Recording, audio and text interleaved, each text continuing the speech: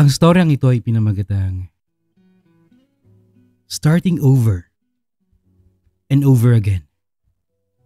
Episode 9 by Gino. Simulan na natin ang kwento. Gino, makikituloy muna sana ako sa inyo eh. Pinaalis na kasi ako ni Migs eh. Hiwalay na kami. Wala na rin kasi akong trabaho. Naging pabigat na ako sa kanya. Ha, Albi? Ang tanging naging reaction ko sa sinabi sa akin ni Albi. Sige Albi, pero okay lang kung ayaw mo, Gino. Siguro sa gilid na lang ako ng kalsada matutulog. May virus pa naman ngayon. Ang sa akin lang naman eh, kahit konting awa man lang sana. May pinagsamahan naman tayo eh. Uy, ito naman. Tara. Punta tayo sa bago akong nilipatan.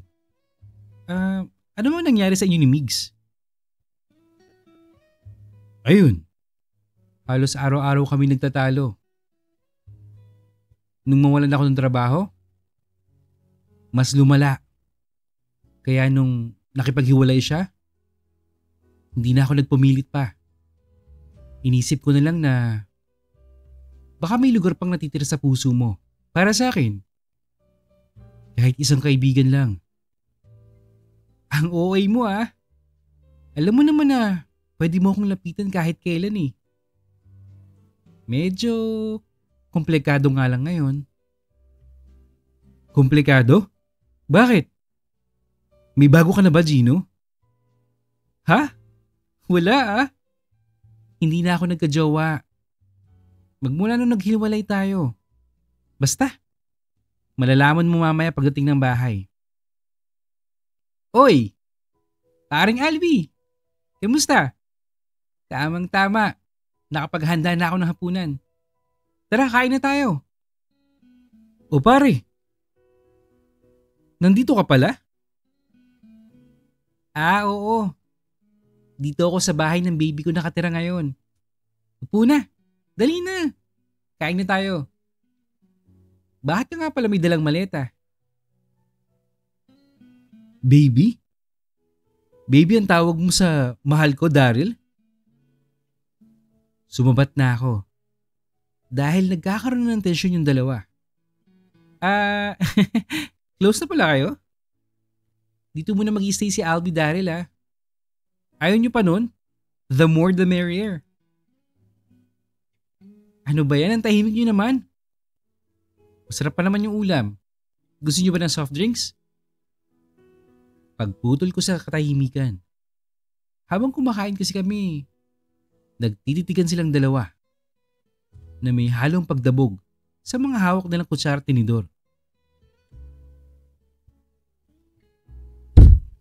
Hindi soft drinks ang gusto ko, mahal. Gusto kong malaman kung bakit nandito yan. Sagot ni Albi.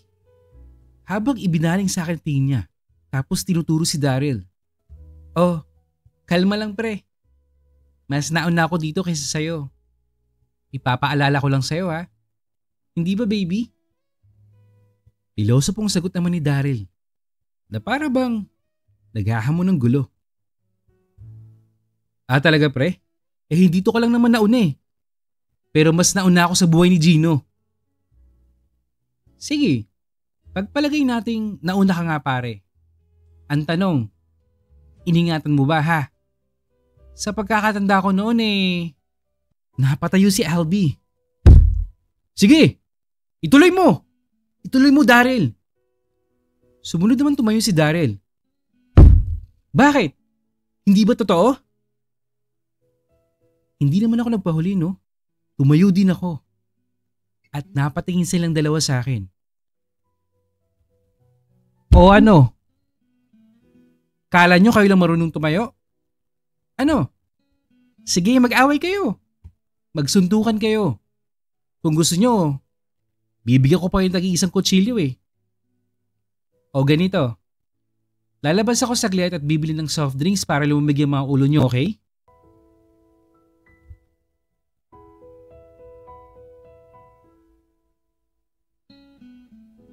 Nagyosi muna ako saglit sa tindahan na pinagbilhan ko ng soft drinks.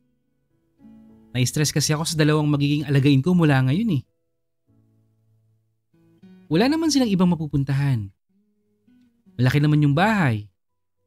Tapos may 2 kwarto. Magkakasundo din yung mga yon. Maya-maya, pagbalik ko, aba, nagtatawanan na yung mga unggoy. Loko ka talaga paring Daryl. Kung di ka nakaiwas nun, siguradong tumba ka. Ah, oo nga no. Pero, aminin mo paring Albi, natakot ka di ba? Oh, ano nangyari sa inyong dalawa? Kanina lang parang mag-World War III na. Tanong ko sa kanila habang ino-open ko yung happiness na mula sa Coke. Oh guys, hindi to sponsored ah. Balik tayo sa kwento. Inabutan ko sila ng tag-iisang baso at sabay naman nilang ininom ito. Ah, ibang klase talagang sign na dulot ng napakalamig na Coke, no? Siya nga pala, 2 lang yung kwarto dito. 3 tayo. Ah, tabi na kayong matulog sa isang kwarto ha? Close na kayo, di ba? Malay nyo, kayo ang magkatuluyan sa bandang huli. Pagbibiro ko sa 2. At gaya ng pagkakasabay nila kanina sabay din sila nagsabi ng, "Ew!" Magkakambal ata ang 2 to sa past lives nila eh. Hula ko. Hindi Gino. Kayo na ni paring Albi magtabi. Ako naman talaga yung sampid dito eh. Gustuhin ko man pero nangako ko kay misis na magpapakabait ako. Salamat pare ah. Kung may marinig ka bang mga ungol namin ng mahal ko, magbingi-bingihan ka na lang. Maingi pa naman talaga ako. O kung gusto mo, sumali ka. Pagtulungan natin to si Gino. Aba, magandang idea yan pare ah. Ano game? Ikaw sa taas, ako sa baba oh. Hoy, tumigil nga kayong 2. Kung ano-anong mga pinagsasabi nyo dyan eh. Dinadamay nyo pa ako. Gino ah, ang harot ah. Mamigay ka naman. Balik ulit tayo sa kwento guys. Matapos kaming kumain, nagkasundo ang 2 na mag-inuman. O shot na paring Albi. Nilumot na yung baso oh. Sorry pre ah. Ang gulo kasi ni Migs eh. Kung ano-ano yung mga tinetext sa akin eh. Hiwalay na nga kami. Baka nagsisisi pre. Baka na-realize niya na malaking kawalan ka sa kanya. Hindi ganun mag-isip yun pre. Hindi siya ganun. Walang magandang lumalabas sa bibig nun eh. Ay, ewan ko mga ba kung bakit ako nagtagal dun eh. Bakit? Masakit ba siya magsalita pare? Oo Daryl. Laging nanunumbat ang mga naibigay niya. Lalo na nung nawalan ako ng trabaho. Pero yung mga naibigay ko naman, baliwala sa kanya. Ang layo pre. Ang layo niya sa ugali ni Gino. Oh, bakit narinig ko na naman yung pangalan ko? Naligo lang ako saglit. Pinagchichismisan niyo na ako.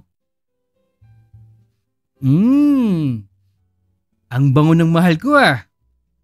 Mukhang may uungol talaga ngayong gabi ah. Humanda ka sa akin mamaya. Ewan ko sa'yo Albi. Bahala ka. Magbibihis mo na ako. Kayo talagang mga lalaki, mas sismoso pa kayo sa mga babae o sa mga bakla. O tapos pre, bakit tiniis mo yung pag-uugali niya? Bakit hindi ka pa kumawala? Hindi ganun kadali yun pre. Mas pinili ko kasi si Migs kaysa kay Gino noon. Kaya ginawa ko yung lahat para maging okay kami. Pride na rin siguro. Ayoko kasing mapahiya kay Gino. No offense paring Albi ha, pero napagbubuhatan mo din ba ng kamay si Migs? Hindi pre. Ni isang beses. Hindi ko siya napagmalupitan. Natutunan kong maging mahinahon sa tulong din ni Gino. So, kay Gino ka lang talaga ganun pre. Uulitin ko ha. Huwag mo sanang mamamasamain. Okay lang pre. Pero, sa tanong mong yan, oo eh. Sa lahat, kay Gino lang ako naging bayolente. Shadow ko yata siyang minahal. Ha? Pagmamahal bang tawag dun pare? Sinasaktan mo eh. Hindi ko rin may paliwanag pare, basta noon kada oras, napapraning ako na baka may iba si Gino. Na baka iiwan niya ako. Pero alam mo, ako pala yung may iba at nang iwan.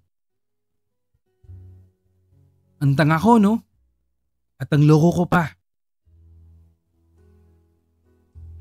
Oo pre. Sorry pero napakagago mo talaga nun. Oh, ba't pinarinig mo naman akong gago? Nagbihis lang ako, nag-aaway na naman kayo. Hindi Gino. Nag-heart to heart talk lang kami ni paring Albi. Mag-shot ka ba? Halika, sabayan mo kami. Oo ba? Kailangan natin ng madaming alcohol sa katawan ngayon. Kasi sabi nila may virus daw eh. Nako paring Daryl. Nakasama mo na bang uminom tong si Gino? Mahirap patumbahin to. Yari tayong dalawa. Talaga ba? Hindi pa kasi kami nakakainuman eh. Lasinggero ka pala Gino? Sus, noon yun. Ngayon hindi na masyado. Alam nyo na, tumatanda na tayo. Kaya laging pakape-kape na lang. Ay wait lang. Bili muna ako ng chips sa labas, pampulutan. Teka, dadagdagan ko ba tong alak? Pulutan na lang Gino. 3 boteng hardtong nandito, baka hindi natin maubos to eh. Sagot ni Daryl. Ha? 3 bote tapos 3 tayo? Ang weak mo naman yata, Daryl. Akala ko ba malakas kang uminom? Ayan pre. Sabi ko sa'yo eh. Mahirap kalabanin to si Gino kapag alak na yung pinag-uusapan. Beer na lang siguro dagdag mo mahal tapos yung chippy na red. Dalawahin mo na yung chippy na red, Gino. Paborito ko kasi yun, baby. O sige mga sir. Kung makapag-utos kayo, dadalawa lang naman kamay ko eh. Ano ako, octopus? Teka, bakit ginagaya mo yung chippy na red ko paring Daryl ha? Siguro, crush mo ko no? Ay! Crush! Gago! Paborito ko kasi talaga yun pre. Mahilig ako sa maalat eh. So ngayon pre, na-realize mo na ba kung gaano kalaki ang nawala sa'yo? Si Gino ba yung tinutukoy mo pare? Aminin ko. Oo, malaki. Nasayang yung mga panahon ko kay Migs. Kay Gino ko na lang sana inilaan lahat ng oras ko. Nako, ako pa rin pala ang pinag-uusapan nitong mga mokong na to. Akala siguro nila, hindi ko narinig ang lahat. Ay, mga chismoso talaga. Bulong ko sa sarili ko habang nakikinig sa kanila, palabas sa pintuan.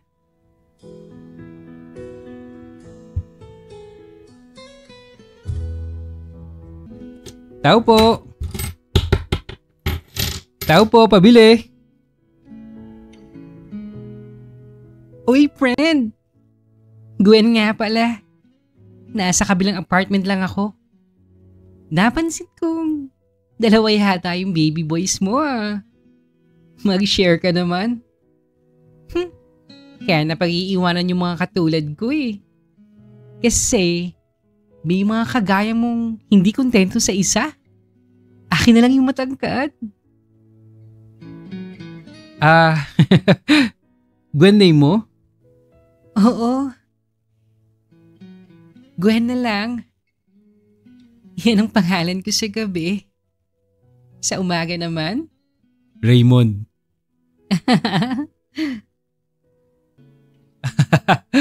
Nice meeting you, Gwen. Grabe ka naman manghusga. Albi yung pangalan ng matangkad. Kasama ko sa work yun noon. Yung isa naman, si Daryl. May asawa at 2 anak na yun. Kung kursunada mo sila, ayain mo sila. Kung papayag, di sa'yo na. Ay ate, pabili naman ng 2 chippy na red eh. Yung malalaki, tapos yung 3 jumbo. Nagiinuman kayo, friend? Baka pwede naman maka-join. Sige nung. Type ko talaga yung matangkad eh. Sige. Okay lang sa akin, Gwen, pero pagpaalam ka muna sa kanila ha. Wala naman kasing issue sa akin. Eto na po, sir. Bale, 380 pesos po lahat. Ikaw yung bago dyan sa apartment, di ba? Opo. Gino nga pala. Ang mahal na pala ng bilihin ngayon, ano? Oo, sir eh. Dahil siguro sa virus, nagmamahal na lahat. Sabi nga, magla-lockdown daw eh. Kaya, kung may plano kayong bumiyahe, naku, bilis-bilisan nyo na.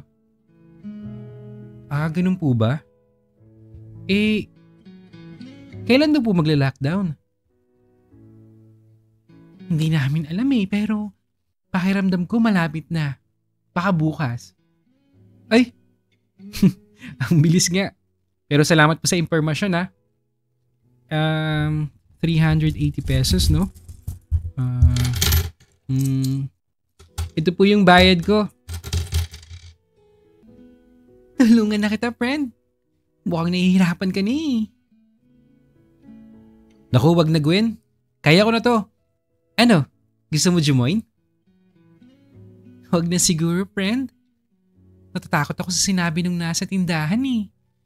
Pabiyahe na lang siguro ko ngayong gabi. Nasa kabilang isla pa naman yung hometown ko, baka hindi ako makauwi. Kayo ba? Dito lang kayo? Oo eh. Di hamak na mas malayo yung pinanggalingan namin ni Albi sa'yo. Si Daryl naman, nasa kalapit probinsya lang.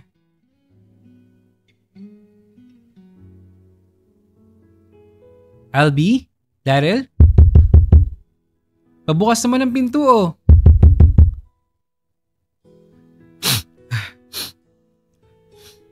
Oh, bakit nag-iiyakan na kayong dalawa? Kanina lang eh. Grabe yung halakhakan nyo. Ito kasing si Daryl eh. Pinaalala sa akin yung mga masasama akong nagawa sa'yo. Pati yung yumaong kong inay. Sinama pa niya. Loko ka pala eh. Ikaw kaya nagsimula. Namiss ko tuloy yung mga anak ko. Ay nako. Kayo talagang dalawa. Hindi ko na alam kung anong gagawin ko sa inyo. Mga asira kayo, no?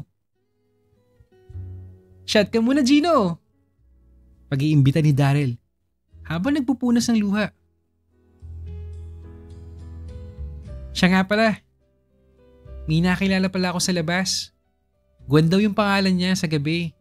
Tapos, Raymond sa umaga. Mukha namang mabait. Type ka daw, Albi. Gusto ngang makipag-inuman sa atin eh. Ha? Ipamimigay mo na ako, mahal? Ayoko. Gusto ko sa'yo lang ako. Sus, kunwari ka pa. Baka sa susunod ng mga araw doon ka na uwi sa kanya. Mahal naman. Pinahihiya mo naman ako sa bago kong best friend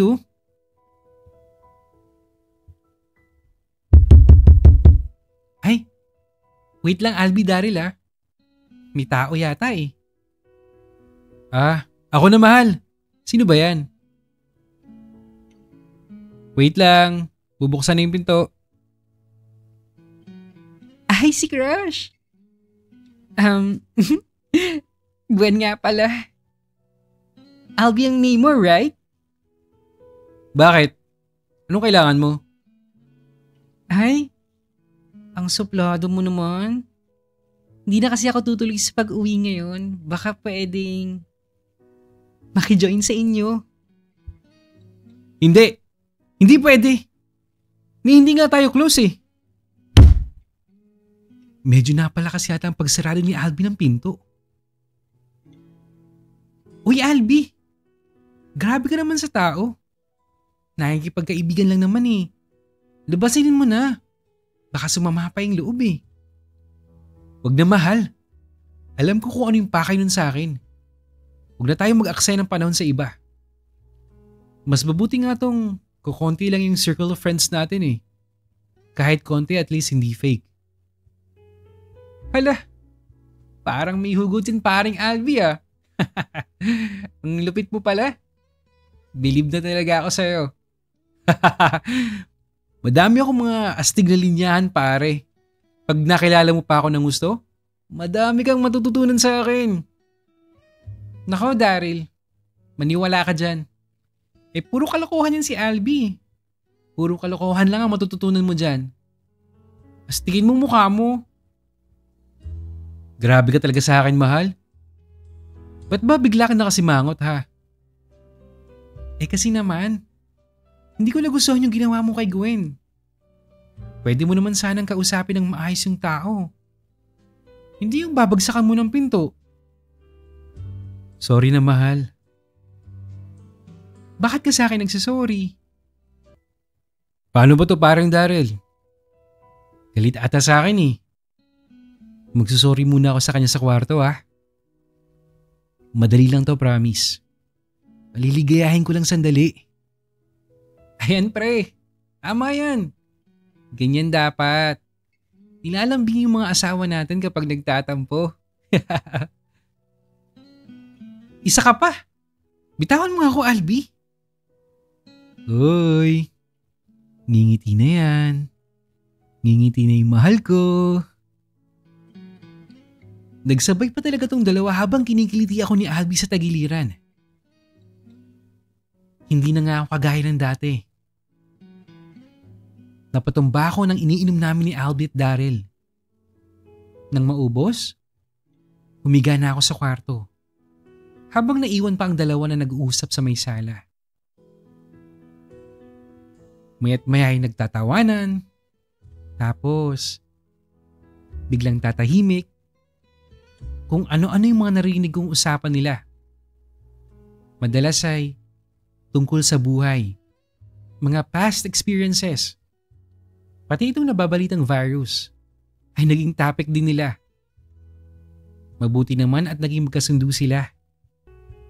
Mabait si Daryl, kaya hindi mahirap pakisamahan. Si Albi naman, kapag nakuha mo na yung timpla niya, mabuti din naman siyang kaibigan. Suplado lang talaga sa umpisa. Mahimbing na ang pagkakatulog ko nang maalimpungatan ako ng isang yakap. Shh! Baby, huwag ka mag-alala. Hindi na makita anuhin Payakap lang muna please. Si Daryl. Dahil lasing pa ako, hinayaan ko na lang siyang yumakap sa akin.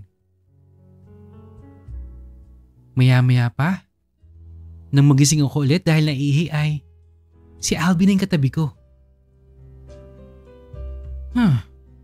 Ano kaya ang trip nitong dalawa?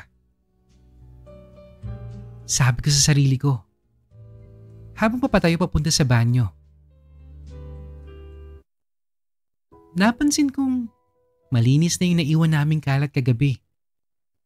Napansin ko ring wala si Daryl. Pati dun sa kabilang kwarto ay wala rin siya. Saan na kaya yun? Gigisingin ko sana si Albie para magtanong pero nabuti ko na lang na huwag nang istorbohin. Kasi ang sarap ng tulog niya. Humihilik pa. Kinaumagahan, biglang may tumawag sa cellphone ko.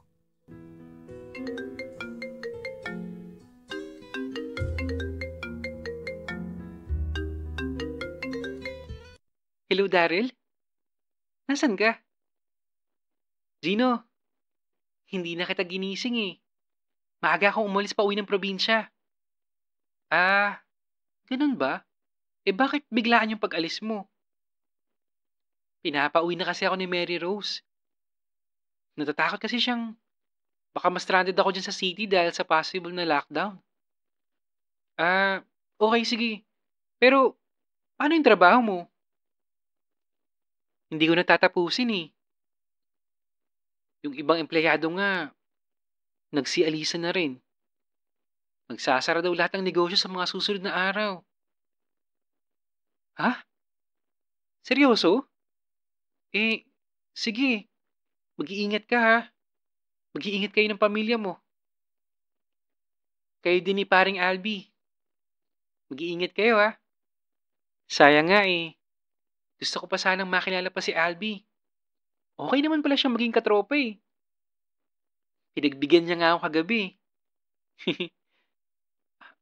Anong ibig mong sabihin, Daryl? Kagabi kasi, matapos tumawag si Mrs., si paring Albie na mismo nagsabing ipapaubaya ka muna niya sa akin. So pinagpasapasahan niyo pa ako kagabi. Mga loko talaga kayo, no? Pero hanggang yakap lang naman yung ginawa ko, Gino. Wala na akong ginawang iba pa. Ang himbing ng tulog mo eh. Mabuti na lang talaga. Marespeto kang tao, Daryl. O siya, mag-text ka na lang ha kung nakarating ka na sa inyo. Salamat, Gino ha. Ingat kayo ni paring Albie. Bye-bye.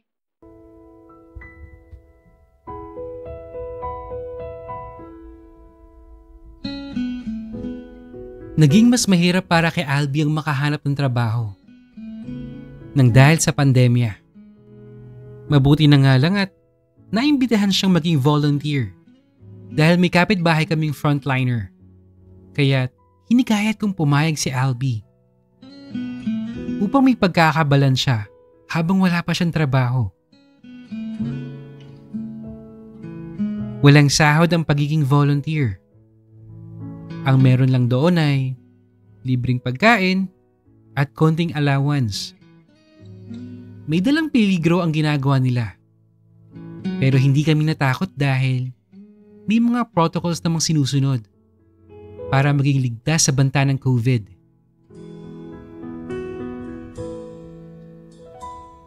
Nagsara din ng ilang linggo ang pinagtatrabuhan ko.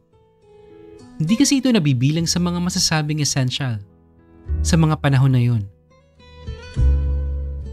Sa kung anong paraan kami nakapagbukas agad habang ang ibang negosyo ay sarado ay hindi ko rin alam. Diskarte na ng kumpanya yon. Pagdating naman sa mga kailangang bilhing necessities araw-araw, nagagawa naman ni Albie ng paraan. Binibigyan ko lang siya ng listahan at pera. Madali siyang nakakalusot ng dahil sa pagiging volunteer niya.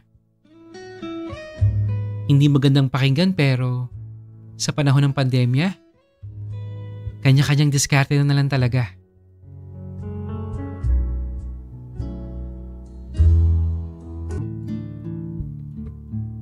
Okay!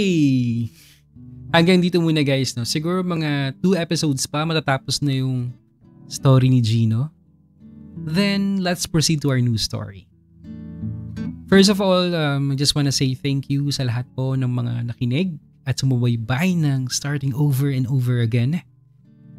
At sa mga patuloy pong sumusuporta sa ating channel, maraming salamat po. Kahit na matagal tayong nawala, hindi po kayo nawala rin, hindi kayo nag-unsubscribe. So maraming maraming salamat po. Balik tayo dun sa story ni Gino. Ito yung episode na yung lockdown era, no? I remember that time. Sobrang nagpapanik talaga yung mga tao. Ang daming tao sa grocery stores. Lahat nagpapanic buying. It was a total chaos. Pero during that time, we also realized a lot of things. Like how fragile everything is. How important health and family are. And how quickly life can change. Ang dami-dami nating natutunan. And in a weird way, it brought some of us closer together eh. Kahit na we are physically apart. Diba? Naalala ko pa nga halos lahat biglang naging plantito at plantita, guys. Sobrang doon na uso yung mga talagang nag-aalaga ng mga plants. Kasi they can't go outside eh. Marami rin nagsimula mag-bake, yung mga sumabay sa hype, sa TikTok yung era ng TikTok, dyan din nag-start. Pero behind all that, marami yung taong tahimik na natatakot, nangangamba, at hindi alam yung susunod na mangyayari. Kasi yung simpleng paglabas ng bahay naging delikado. Yung hug and kiss, biglang naging bawal eh. Ang hirap. Lalo na para sa mga mag-isa lang sa bahay o yung mga nawalan ng trabaho. Pero kahit ganun, nakakabilib kasi maraming Pilipinong lumalaban sa sarili nilang paraan. Nag-adjust tayong lahat eh. Natutong mag-Zoom, mag-online class, mag-work from home. At kahit hindi perfect, pinilit pa rin natin magpatuloy. Doon mo talaga makikita na matibay tayo eh. Matibay tayong lahat. At sa mga gusto pong mag-share ng personal experience nila, email nyo lang yan sa iamransantiago@gmail.com. At sa mga hindi po nakapag-subscribe, mag-subscribe ka na, i-click ang like, mag-comment, i-hit ang notification bell para updated ka sa mga news stories natin. Yun lang at maraming salamat po sa patuloy na pakikinig at sa suporta. Hanggang sa muli.